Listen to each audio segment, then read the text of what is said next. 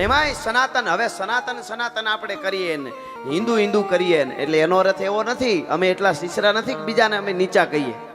સનાતન પરંપરા એટલે જે આવે એને સ્વીકારે. દુનિયામાં કોઈ જેદી જેને જગ્યા ન આપે. મરણ મેવાડા આવે પીઠિયા પાણી ખૂંદતું, ચારે બાજુથી મોત જ્યારે જડબા ફાડતું આવ્યું, વેરી ખાવ વેરી ખાવ વેરી ખાવ થતું હોય. અને પછી દુનિયામાં જ્ઞાતિ કોઈ પણ હોય, મારી પાસે એટલા બધા દાખલા છે. દુનિયામાં કોઈ ન હંગરે ને એના માટે આખો ગામના પરિવાર ઉભા રહે કે અમારો કુટુંબ ખતમ થઈ જાય પણ તમારું રૂવાડું ખાંડું થવા દઈ તો હિન્દુસ્તાનની સનાતન ધર્મની પરંપરા લાજે ભલા માણસ.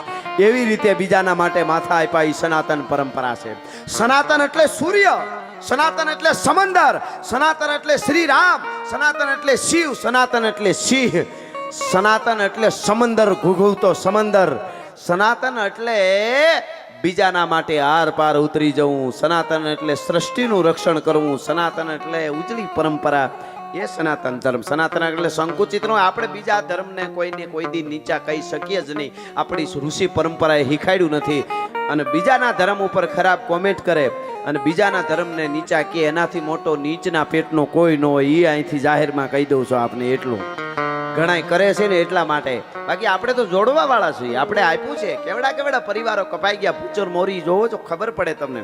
મહાભારત પછીનું યુદ્ધ કેવું પડે.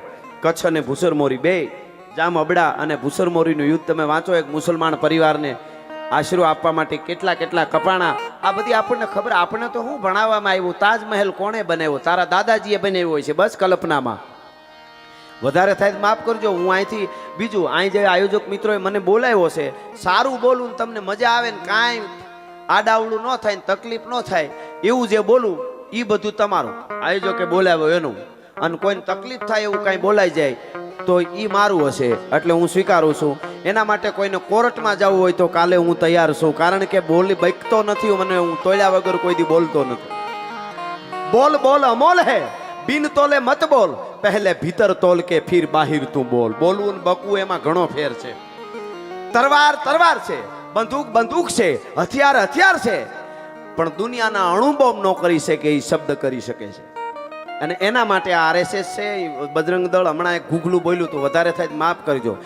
હું કોઈ પાર્ટીનો નથી.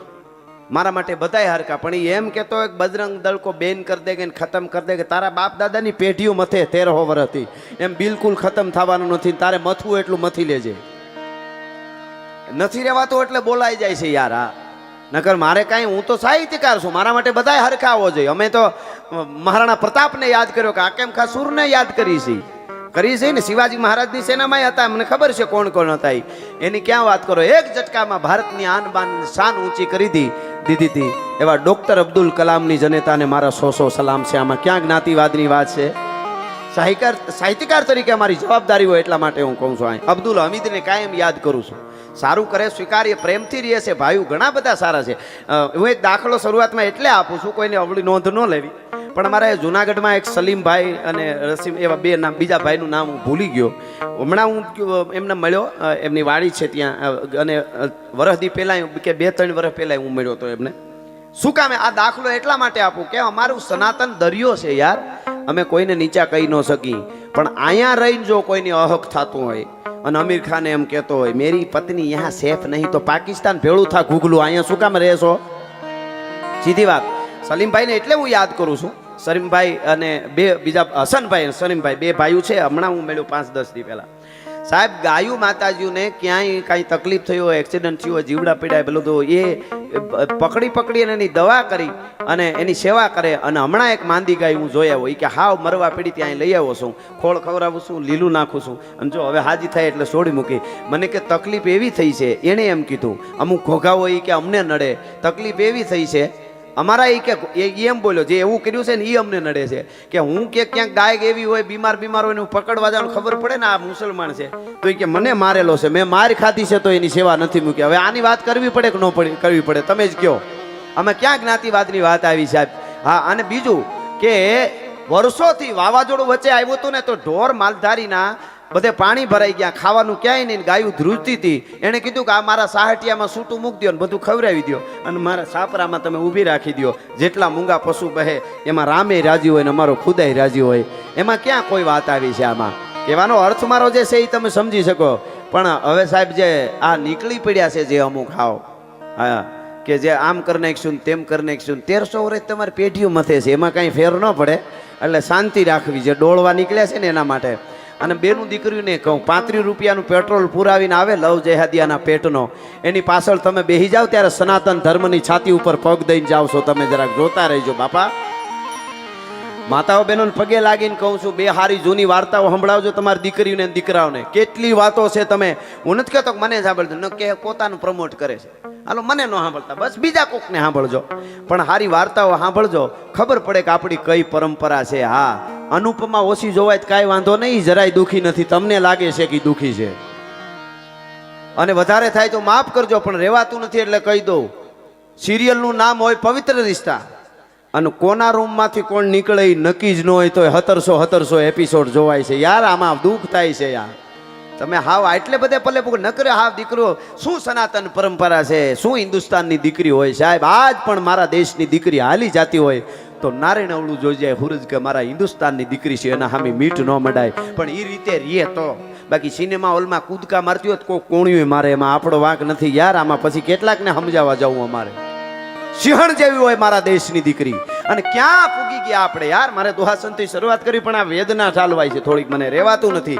કોણ આપણે કઈ પ્રગતિ કરી 21મી સદીમાં? મંગળમાં પૂગી ગયા, ચંદ્રમાં પૂગી ગયા, ક્યાંય નથી પૂગ્યા એમ કહું છું. કઈ પરંપરા હતી? તક્ષશિલા હોય, નાલંદા હોય, એમાંથી નીકળેલો વિદ્યાર્થી એના 12 ગામના પલા સુધી કોઈ બેન દીકરીની મીઠ નો માંડી હગે હામી.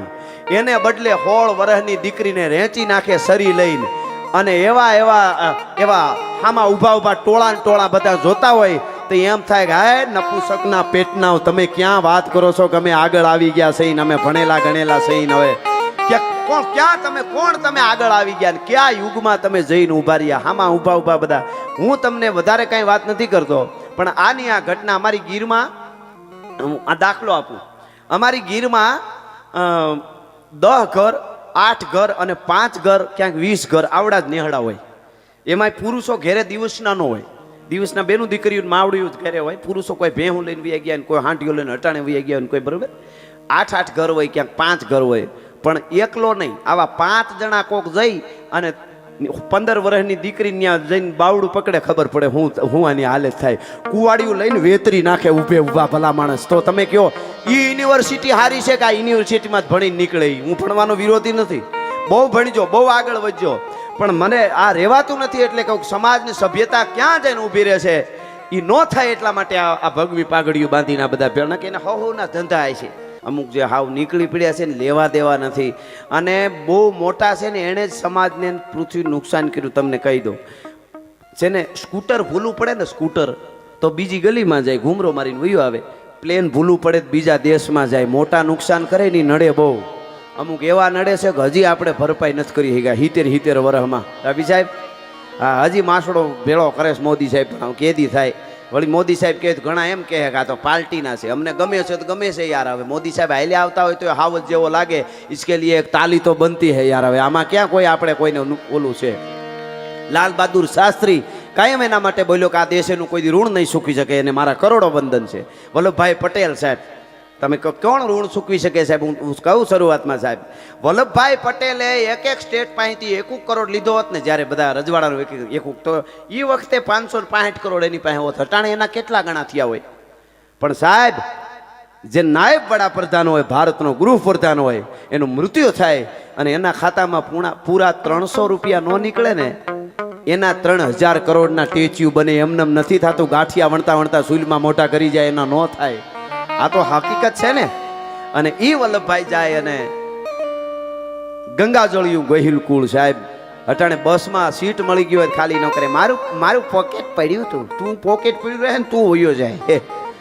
2 કલાક બસમાં સીટ નો આપી શકાય, અને બાપ દાદા એ માથા આપી લોહી રેડી અને 18 પાદર પોતે મેળવા હોય. એક ક્ષણની માલિકો વલ્લભભાઈએ કીધું ભારત પ્રજા થઈ જાય. જે નીતિ જે છે વિદેશીઓની એમાં સફળ થાય તો આફ્રિકામાં 52 દેશ છે, ઘડીકમાં તમે 3 દેશ ફરી જાઓ પ્લેનમાં. એમ કટકા થઈ જાય. અને પછી આપણું શું થશે? અને એ વખતે વલ્લભભાઈ આવી વાત કરી. એ વખતે ગંગાજળિયું ગોહિલ કુળ ભાવનગર મહારાજ કૃષ્ણકુમાર સિંહજીએ કીધું કે મારું ભારત અખંડ રહેતું હોય તો મારા 18 પાદર ઓળઘોળ છે. ભલા માણસ, આ કાંઈ નાની વસ્તુ છે? આપી દેવું એટલે સીટ ખાલી ન કરી શકીએ આપણે. કહેવાનો અર્થ આવી અનેક વાતો.